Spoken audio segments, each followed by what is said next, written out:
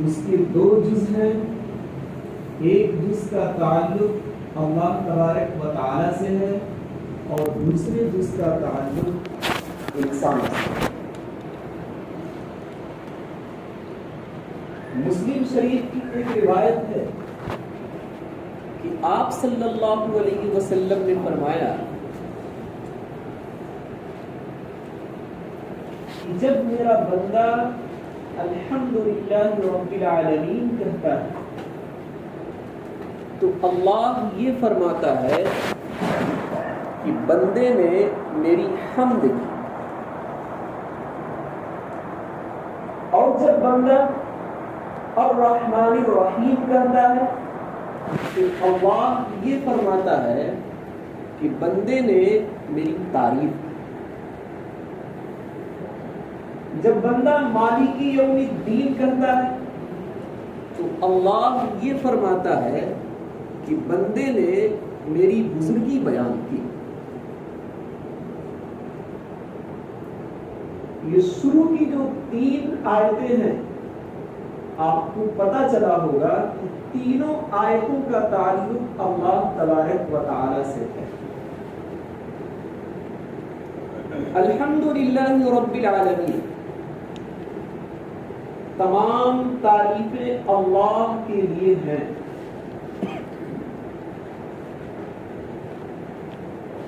دنیا کے اندر جتنی بھی تعریف کسی کی بھی کی جائے، آپ جس اعتبار سے آپ تعریف کریں اور جیسے آپ تعریف کریں، در حقیقت وہ تعریف کسی چیز کی نہیں ہوگی بلکہ اللہ تبارک و تعالی کی تعریف ہوگی.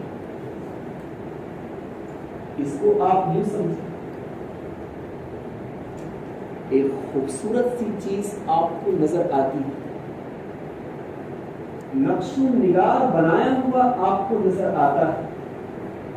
ایک چیز ایسی ہوتی ہے جو جاذب ہوتی ہے، آپ کے دل کو کھینچتی ہے اپنی طرف اور آپ کا دل اس کی طرف مائل ہوتا ہے تو آپ اپنی زبان سے اس چیز کی تعریف کریں.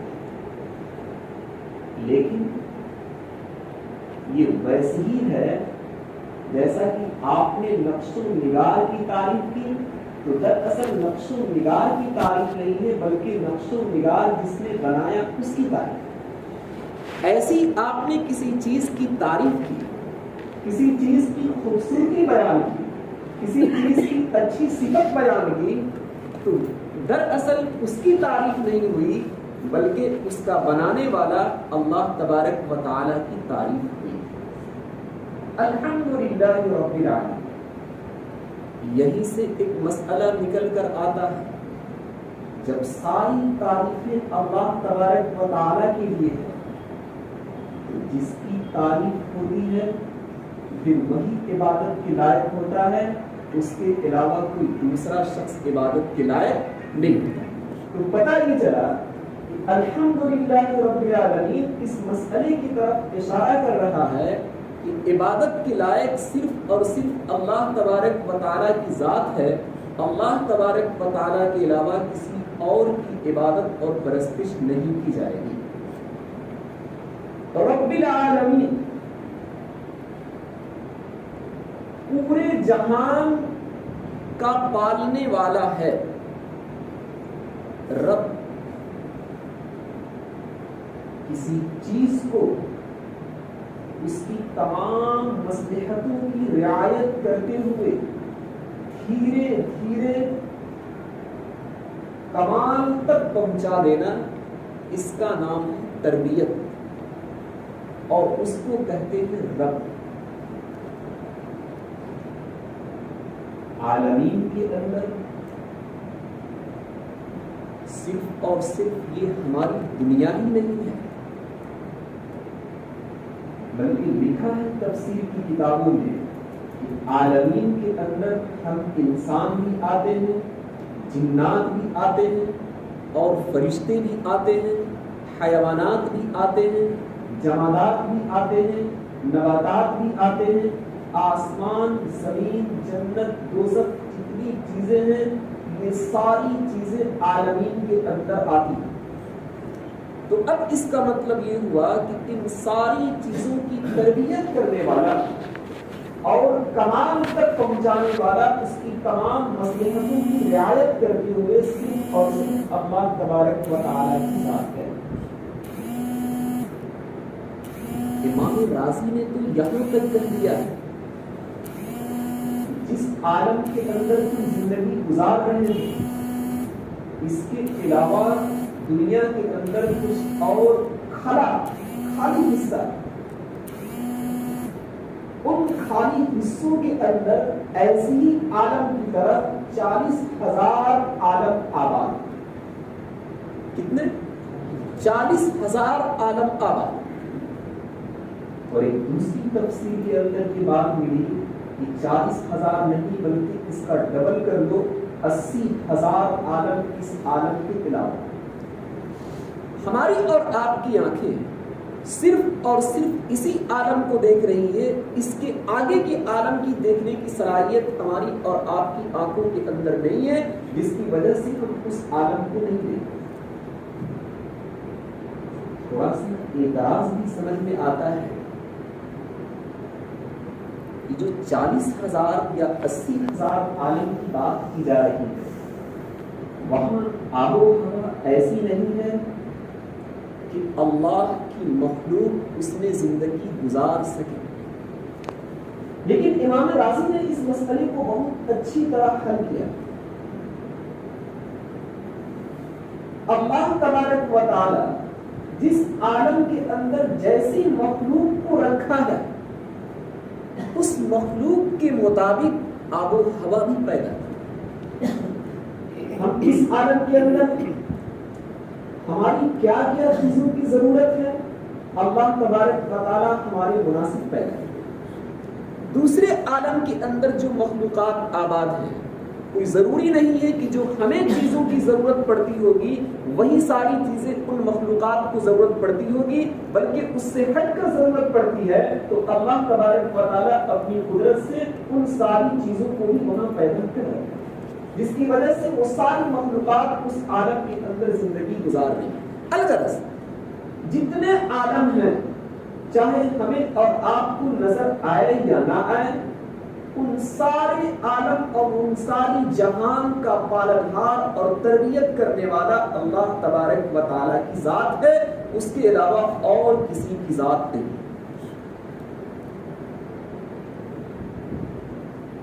یہ ایک دانہ جو ہمارے اور آپ کے منہ تک پہنچتا ہے، اس کے پیچھے اللہ تبارک و تعالیٰ نے کتنی مخلوقات کو لگایا ہے، کتنے فرشتوں کو لگایا ہے، اور کیسی کیسی تربیتیں کی ہیں جب یہ ہماری زبان تک پہنچتے ہیں، اس کا ہم اور آپ اندازہ نہیں لگا سکتے۔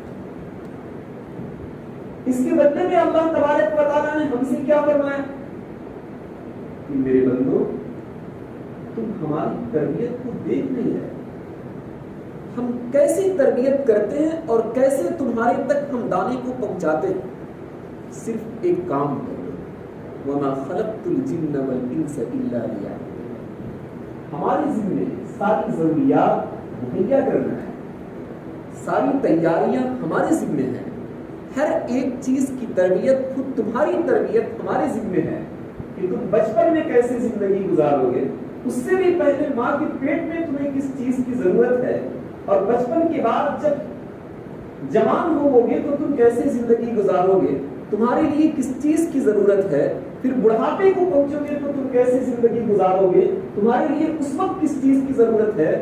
یہ سارا نظام ہمارے ذمے ہے، ساری تربیت ہمارے ذمے ہے، تمہارے ذمے صرف ایک ہے کہ تم میری پرستش کرو اور میری عبادت کرو۔ مالک القرآن کے اندر لکھا ہے کہ رب العالمین تمام جہان کا رب ہے۔ جب سارے جہان کا پالنہار وہی ہے تو عقل بھی یہی کرتی ہے کہ اب تعریفیں جو ہونی چاہیے وہ صرف اور صرف کس کی ہونی چاہیے؟ اللہ کی۔ اس کے علاوہ اور کوئی تربیت کرنے والا نہیں ہے، اس کے علاوہ اور کوئی پالنہار نہیں ہے. تو اشارہ یہ ملا کہ تعریف بھی ساری کی ساری اللہ تبارک و تعالیٰ کے لیے ہونی چاہیے. الرحمن الرحیم، رحمان اور رحیم اللہ تبارک و تعالیٰ کی دونوں صفتیں، ان دونوں کے ذریعے سے اللہ تبارک و تعالیٰ کی صفت رحمت کو کثرت سے بیان کیا گیا ہے.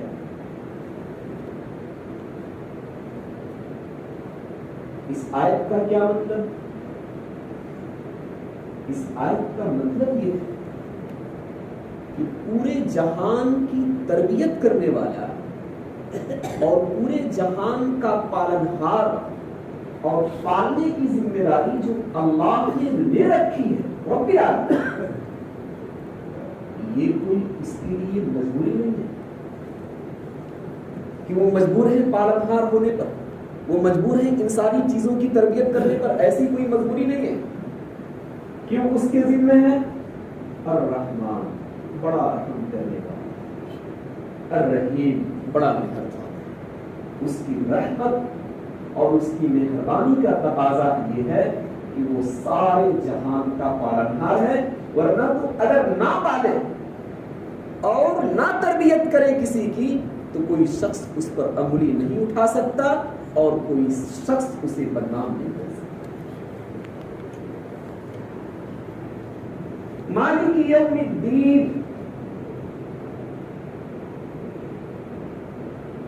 روزی جزا میں وہ مالک ہے.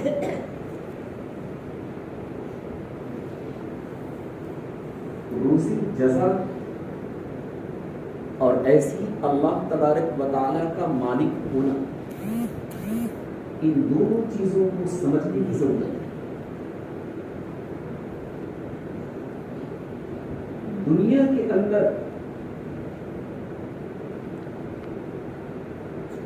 صلہ حاصل کرنے کا اور ایسے ہی نفع حاصل کرنے کی یہ کوئی جگہ نہیں ہے. دنیا کیا ہے؟ عمل کرنے کی جگہ. یہی وجہ ہے لکھا ہے مفسرین نے، اگر کوئی نہایت مالدار ہے اور بہت پیسے والا ہے تو آپ یہ نہ سمجھیں کہ اس سے اللہ تبارک و تعالیٰ خوش ہے. کیوں؟ اس لیے کہ یہ صلہ کی جگہ نہیں ہے اور فائدہ اور نفع اٹھانے کی جگہ نہیں. اور ایسی ایک شخص بہت غریب ہے، بہت پریشان حال ہے، مصیبت زدہ ہے، تو آپ یہ بھی نہ سمجھیں کہ وہ اللہ تبارک و تعالیٰ کی یہاں محفوظ ہے، اللہ تبارک و تعالیٰ اس سے ناراض ہے. ایسی بات ہے. ہاں، کبھی کبھی ایسا ہوتا ہے کہ ہمارے اعمال کی وجہ سے تھوڑے بہت آزمائش کے اندر اللہ تبارک و تعالی ڈال دیتا ہے، لیکن پورے طریقے پر آزمائش میں ڈالنا اور پورے طریقے پر ان برے اعمال کا بدلہ لے لینا یہ دنیا کے اندر نہیں ہے بلکہ یہ آخرت کا حصہ ہے. وَلَنُذِيقَنَّهُم مِّنَ الْعَذَابِ الْأَدْنَىٰ دُونَ الْعَذَابِ الْأَكْبَرِ. بڑے عذاب سے پہلے اللہ تبارک و تعالیٰ چھوٹے عذاب کو چکھا. پورا بدلہ اسے دنیا کے اندر نہیں ہے. وَكَذَلِكَ الْعَذَابُ وَلَعَذَابُ الْآخِرَةِ أَكْبَرُ. بڑا عذاب الگ ہے، چھوٹا عذاب الگ. اللہ تبارک و تعالیٰ دنیا کے اندر جب کسی سے کوئی غلطی ہوتی ہے تو کبھی کبھی چھوٹے عذاب کو چکھا دیتا ہے. اور دنیا کے اندر بسنے والا انسان اور ہر انسان سب کام صحیح کرے یا سب کام غلط کرے ایسا نہیں ہو سکتا.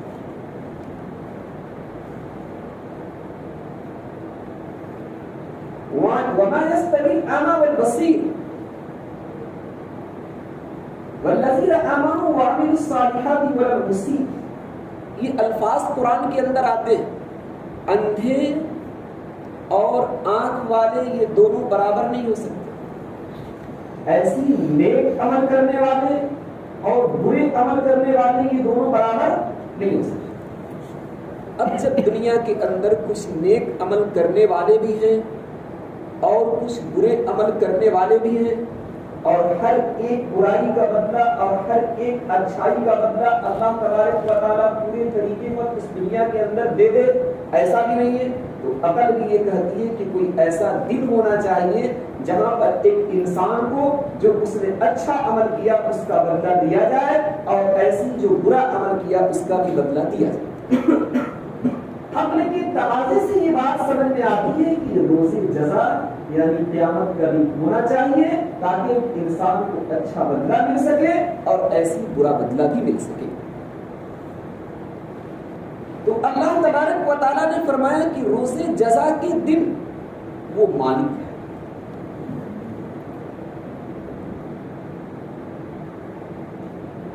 کس چیز پر اس کی ملکیت ہوگی روز جزا میں؟ قرآن کریم نے اس کو بیان نہیں کیا.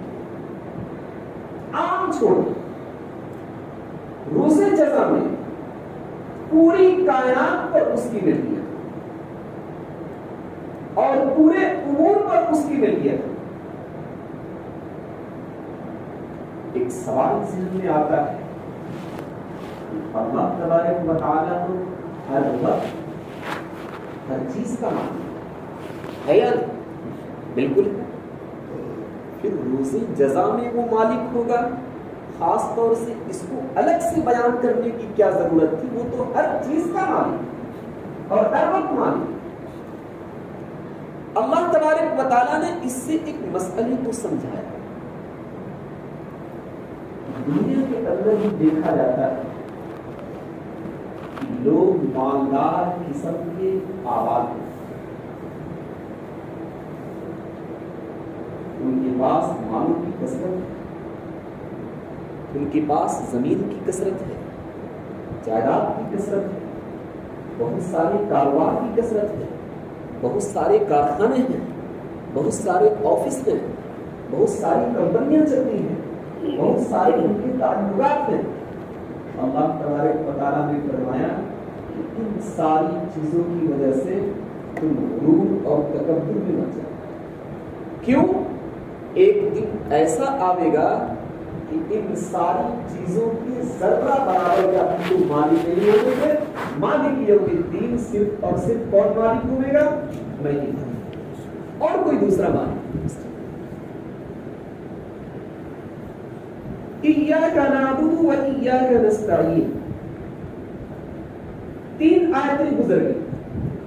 الحمدللہ رب العالمین اس کا بھی تعلق اللہ سے. الرحمن الرحیم اس کا بھی تعلق اللہ سے. مالک یوم الدین اس کا بھی تعلق اللہ سے. ایک چوتھی آیت آ رہی ہے، بیچ والی آیت ہے ایاک نعبد و ایاک نستعین. اس بیچ والی آیت کا تعلق اللہ سے بھی ہے اور اس کے بندوں سے. ایاک نعبد ہم تیری ہی عبادت کرتے ہیں. اللہ سے اس کا تعلق. عبادت کس کی ہوگی؟ اللہ. وَإِيَّاكَ نَسْتَعِينُ ہمیں مدد کی ضرورت ہے، ہم تجھی سے مدد طلب کرتے ہیں. اس کا تعلق کس سے ہے؟ اس کی مدد سے. یہ چوتھی آیت درمیان کے اندر مشترک ہے کہ ایک حصے کا تعلق اللہ سے بھی ہے اور ایک حصے کا تعلق اس کے بندوں سے بھی ہے. اللہ تبارک و تعالیٰ نے اس آیت کے اندر یہ بتایا ہے. دیکھو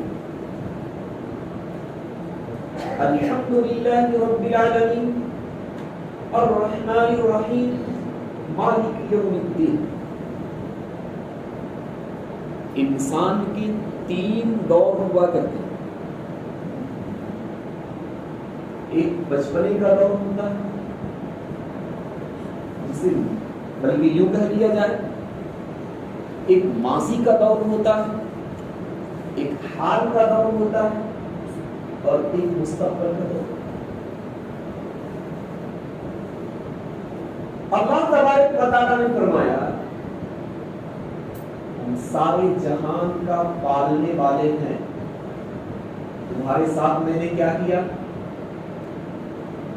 ماضی میں بھی احسان فرمایا کہ تم دنیا میں نہیں تھے, ہم نے تمہیں دنیا میں وجود بخش دیا. الرحمن الرحیم حال میں بھی اللہ تبارک و تعالیٰ نے تربیت کو جاری رکھی کہ ہماری صفت رحمت اور ہماری مہربانی تمہارے ساتھ ہے کہ تم زندگی گزارو. تو ماضی میں بھی تم ہمارے محتاج تھے, حال میں بھی تم ہمارے محتاج ہو. ایک اور زمانہ آنے والا ہے, آخرت کا زمانہ جو مستقبل زمانہ ہے. اللہ تبارک و تعالیٰ نے فرمایا مالک یوم الدین, میں اسی جزا کا مالک ہوں, اس میں بھی تم میرے ہی محتاج ہو. جب تینوں زمانوں میں ہم اللہ تبارک و تعالیٰ کے محتاج ہیں تو ہماری عقل صاف کہتی ہے ایاک نعبد, اے اللہ اب ہم تیری ہی عبادت کرتے ہیں کیونکہ کسی زمانے میں اور کوئی میرا ساتھ دینے والا نہیں. ایاک و ایاک نستعین. اور عقل بھی یہی بتاتی ہے کہ ہم اپنے زندگی کے ہر دور میں جب تمہارے محتاج ہیں تو کوئی بھی کام تمہارے مدد کے بغیر نہیں ہو سکتا. وَإِيَّاكَ نَسْتَعِينُ, ہم تجھی سے مدد طلب کرتے ہیں. مدد طلب کرنا, کس چیز میں ہم مدد طلب کرتے ہیں اس کو قرآن کریم میں بیان ہے. عام چھوڑ, چاہے ہمارا کام عبادت سے تعلق رکھتا یا کاروبار سے تعلق رکھتا, جس چیز سے بھی تعلق رکھتا ہو, ساری چیزیں اس کے تحت آ جانے کی. گویا کہ بندہ یہ کہتا ہے کہ ساری چیزوں کے اندر ہم تجھ سے مدد طلب کر رہے ہیں. امام غازی نے تو بہت ساری عبادتوں کو گنوا دیا ہے. ساری چیزوں میں بھی ہم اللہ تبارک و تعالیٰ سے مدد طلب کرتے ہیں. نماز, روزہ, حج, زکات, قرآن کی تلاوت, ہر حالت میں اللہ تبارک و تعالیٰ کا ذکر کرنا, پڑوسیوں کے ساتھ اچھا سلوک, نہیں انل منکر اور امر بالمعروف کرنا, پھر آپ صلی اللہ علیہ وسلم کی سنت کی اتباع کرنا. یہ ساری چیزیں امام رازی نے گنوائی ہیں اور یہ کہا ہے کہ ان ساری چیزوں میں گویا کہ ایک بندہ اللہ تبارک و تعالیٰ سے مدد طلب کر رہا ہے. گویا کہ وہ یوں کہہ رہا ہے کہ بغیر تمہارے کوئی کام ہونے والا نہیں. ایاک نعبد و ایاک نستعین, ہم تیری ہی عبادت کرتے ہیں اور تجھی سے مدد طلب کرتے ہیں. 4 آیتیں بس. ایسی ہی تفسیر آپ کی چلتی رہے گی اور بہت زیادہ ہوئے گا تو آدھے گھنٹے تک ہوئے گا, زیادہ آپ کا وقت نہیں لگے گا. آدھے گھنٹے کے اندر ہم اپنی تفسیر کو ختم کریں گے. دعا پڑھیں.